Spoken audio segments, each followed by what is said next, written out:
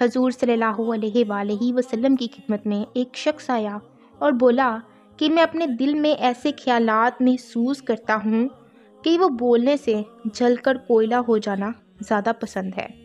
فرمایا خدا کا شکر ہے جس نے ان خیالات کو وسوسہ بنا دیا۔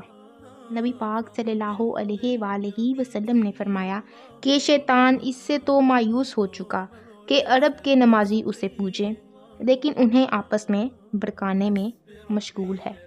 حضور صلی اللہ علیہ وآلہ وسلم کے صحابہ رضی اللہ تعالی عنہم میں سے کچھ حضرات حضور صلی اللہ علیہ وآلہ وسلم کی خدمت میں حاضر ہوئے اور آپ صلی اللہ علیہ وآلہ وسلم سے پوچھنے لگے کہ ہم اپنے دلوں میں ایسے خیالات محسوس کرتے ہیں کہ انہیں بیان کرنا بہت بڑا گناہ معلوم ہوتا ہے۔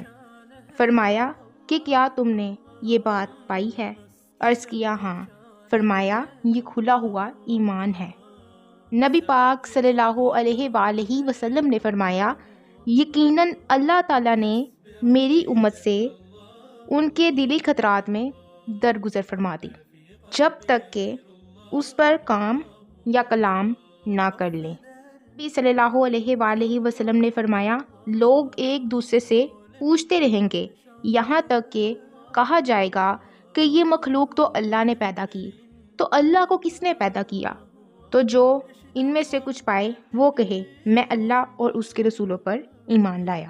نبی صلی اللہ علیہ وآلہ وسلم نے فرمایا کوئی آدمی زیادہ ایسا نہیں جسے پیدائش کے وقت شیطان چھوتا نہ ہو، وہ بچہ شیطان کے چھونے سے ہی چیختا ہے سوا مریم اور ان کے فرزند کے۔ نبی صلی اللہ علیہ وآلہ وسلم نے فرمایا تم میں ایسا کوئی نہیں جس پر ایک ساتھی جن اور ایک ساتھی فرشتہ مقرر نہ ہو۔ لوگوں نے پوچھا یا رسول اللہ صلی اللہ علیہ وآلہ وسلم آپ پر بھی؟